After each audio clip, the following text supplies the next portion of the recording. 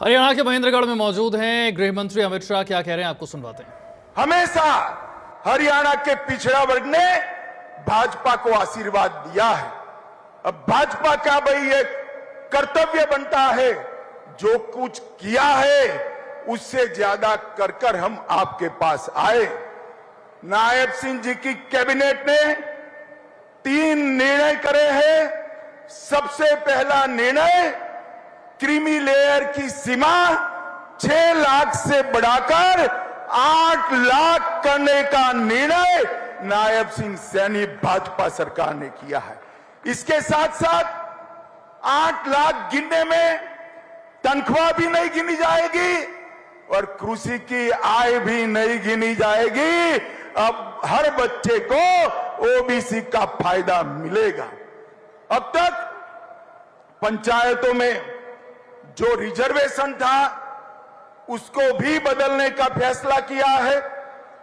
पंचायत में 8% reservation group A के लिए था, उसके साथ 5% रिजर्वेशन ग्रुप बी के लिए भी आज से शुरू हो जाएगा। इससे बहुत बड़े हरियाणा की जनता को ये आरक्षण का फायदा मिलेगा। रिजर्वेशन म्युनिसिपल कॉरपोरेशन में भी 5% ग्रुप बी के लिए शुरू होगा, 8% जस का तस रहेगा और ग्रुप बी का रिजर्वेशन 5% ज्यादा मिलेगा।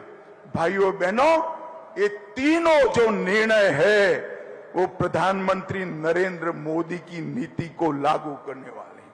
2014 में नरेंद्र मोदी जी ने जब पार्लियामेंट के अंदर पहली बार सांसद नाते पग पैर रखा और देश के प्रधानमंत्री बने, पूरे देश के सामने भाषण किया था, मेरी ये सरकार दलितों की सरकार है, गरीबों की सरकार है और मेरी ये सरकार पिछड़ों की सरकार है और देश को पहला सशक्त बीसी प्रधानमंत्री देने का काम भारतीय जनता पार्टी ने किया।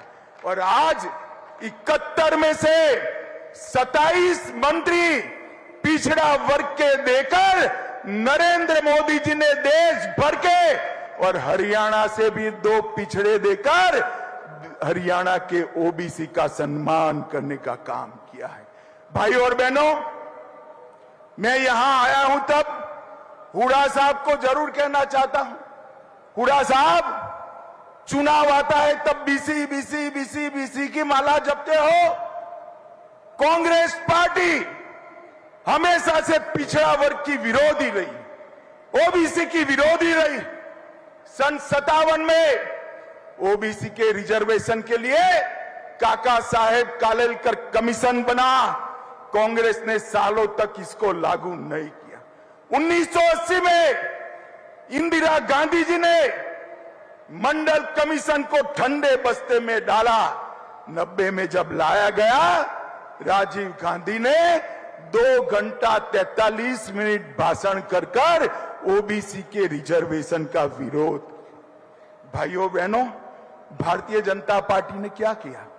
वो रिजर्वेशन तो मिला ही था, इसके साथ ओबीसी कमीशन को संवैधानिक मान्यता देकर आपको संवैधानिक अधिकार देने का काम हमारे नेता नरेंद्र मोदी जी ने किया।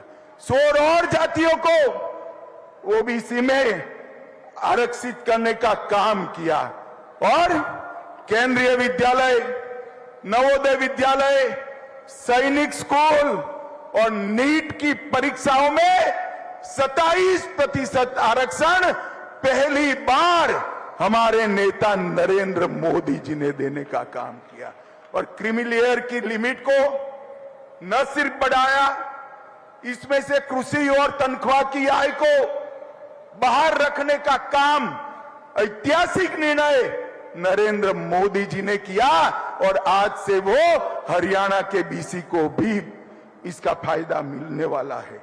भाइयों और बहनों, हरियाणा में भी पिछड़े वर्ग के कल्याण की कई योजनाएं हुई है। सैनी जी ने वो बताया है मैं डिटेल जाना नहीं चाहता हूं, परंतु मित्रों मैं इतना ही कहना चाहता हूं कि हमने हरियाणा में एक बीसी के बेटे को गरीब घर से, नायब सिंह जी खड़े हो जाइए, जोर से ताली बजाइए नायब सिंह जी के लिए, एक बीसी के बेटे को हरियाणा का मुख्यमंत्री बनाया है। अब इनके नेतृत्व में हरियाणा आगे बढ़ेगा। भाई और बहनों, कांग्रेस पार्टी ने जातिवाद और भ्रष्टाचार के सिवाय हरियाणा को कुछ नहीं दिया। भारतीय जनता पार्टी ने ईज ऑफ डूइंग करप्शन से ईज ऑफ डूइंग बिजनेस तक का फासला भारतीय जनता पार्टी ने किया। कांग्रेस की सरकारें जब बनती थी, एक सरकार आती थी तो भ्रष्टाचार चरम सीमा पर पहुंचता था, दूसरी सरकार आती थी तो गुंडागर्दी चरम सीमा तक पहुंचती थी, एक सरकार आती थी तो एक जिले का विकास करती थी, दूसरी सरकार आती थी तो दूसरे क्षेत्र का विकास करती थी।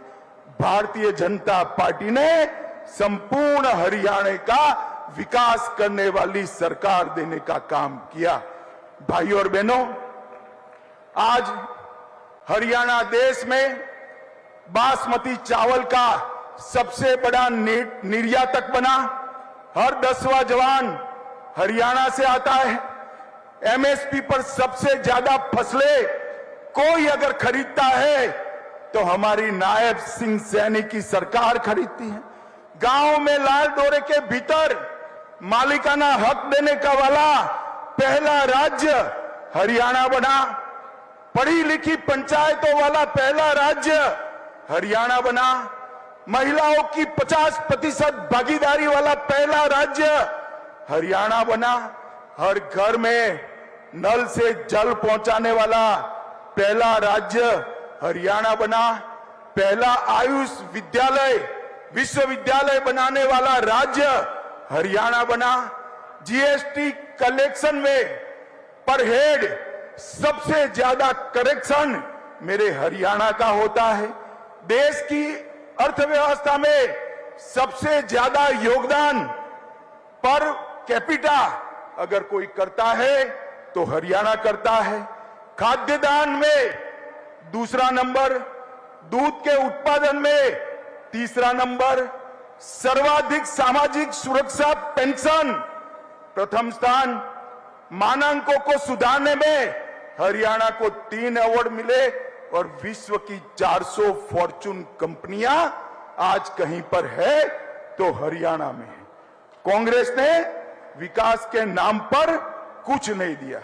भाइयों और बहनों, भारतीय जनता पार्टी की नरेंद्र मोदी सरकार और हरियाणा की सरकार ने गरीब को घर, गैस, बिजली, शौचालय, 5 लाख तक का मुफ्त इलाज और हर गरीब को 5 किलो मुफ्त अनाज देने का काम भारतीय जनता पार्टी की नरेंद्र मोदी सरकार ने किया। और आज अभी मैं आया, रास्ते में अखबार देखता था, कल हुड्डा साहब ने घोषणा की है हरियाणा के गांव-गांव जाकर कांग्रेसी हिसाब मांगेगा। हिसाब मांगे हरियाणा। हुड्डा साहब, हम क्यों डेबिट रखें? मैं तो हिसाब लेकर आया हूं और यहां से चुनौती देता हूं हुड्डा साहब, हमारे 10 साल और आपके 10 साल का हिसाब लेकर हरियाणा की जनता के पास जाइए। और आज मैं हरियाणा के भाजपा के एक कार्यकर्ता का आह्वान करना चाहता हूं, हिसाब वो क्या मांगेंगे हम लेकर जाएंगे। हुड्डा साहब सुन लीजिए, मैं बनिया का बेटा हूं, पाई पाई का हिसाब लेकर आया हूं, पाई पाई का हिसाब लेकर। आपने 10 साल तक ऊपर और नीचे कांग्रेस की सरकार बनी, हरियाणा को क्या दिया? सिर्फ 41,000 करोड़ रुपया दिया। भाइयों और बहनों, कितना दिया? 41,000 करोड़। जोर से बोलो, रटना चाहिए। कितना दिया? और नरेंद्र मोदी और मनोहर लाल की सरकार 10 साल चली, इन्होंने 259 लाख करोड़ रुपया देने का काम नरेंद्र मोदी सरकार ने, आपसे 6 गुना पैसा हरियाणा को देने का नरेंद्र मोदी जी ने काम किया है। आप हिसाब लेकर आइए, एक चौराहा तय करिए। हमारे मुख्यमंत्री को आने की जरूरत नहीं है, हमारा युवा मोर्चा का प्रदेश अध्यक्ष आकर आपसे 2-2 हाथ करने के लिए तैयार है। आप क्या हिसाब मांग, आप हिसाब दे सकते हो नौकरियों में करप्शन का, आप हिसाब दे सकते हो जातिवाद फैलाने का, आप हिसाब दे सकते हो पिछड़ा वर्ग को न्याय करने का, आप हिसाब दे सकते हो परिवारवाद का, विकास का हिसाब नहीं दे सकते। ये 10 साल में हरियाणा में 12 एक्सप्रेसवे बनाए, हर राज्य में हर जिला राष्ट्रीय राजमार्ग से जोड़ा, गुरुग्राम सिकंदरपुर बदरपुर से मेट्रो रेल शुरू हुई, हिसार में पहला एयरपोर्ट बना, 750 बेड का रेवाड़ी में एम्स बना, आईआईटी दिल्ली का झज्जर में कैंपस स्थापित किया और 2000 करोड़ से बाड़सा गांव में सबसे बड़ा कैंसर संस्थान बनाने का काम भारतीय जनता पार्टी ने किया है। और भाइयों बहनों, मैं आज यहां से मंच पर से भाजपा के एक एक कार्यकर्ता को और मेरे बीसी समाज के एक एक नागरिक का आह्वान करना चाहता हूं। भाजपा के पास हर गांव में कितना हिसाब है हमारे पास कि हर गांव में कितने खर्च किए ये 10 साल में। मैं सिर्फ उदाहरण के लिए 5 गांव का नाम पढ़ता हूं और अमाउंट बोलता हूं। मेरे पास 6225 6225 पंचायतों का हिसाब है। पहले ब्राह्मण माजरा 20 करोड़, जोर से ताली बजाना भाई, ब्राह्मण माजरा पंचायत में 20 करोड़ रुपया भाजपा ने खर्च किया। कलिंगा गांव में 18 करोड़ रुपया खर्च किया। ती गांव में 85 करोड़ रुपया खर्च किया। कोरियावास में 517 करोड़ रुपया खर्च किया। आसन कला में 24 करोड़ और खारिया में 22 करोड़ खर्च किया है। मेरे पास हुड्डा साहब आने का हिसाब है।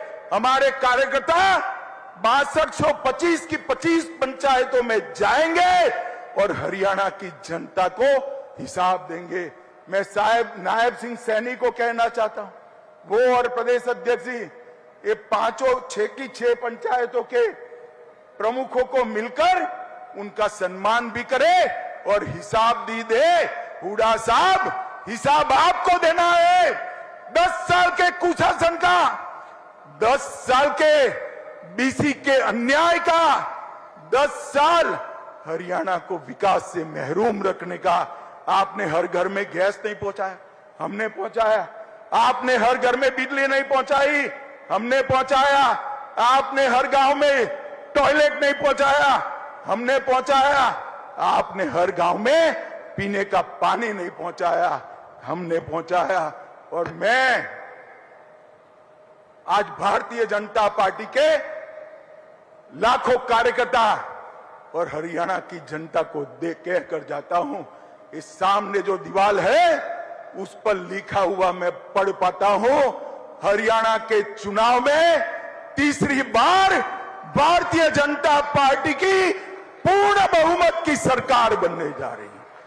और हुड्डा साहब मैदान में आइए, आंकड़ों के साथ आइए। आप क्या हिसाब मांगोगे? हिसाब तो हम देंगे आपको, और आपसे हिसाब, कांग्रेस से हिसाब हरियाणा की जनता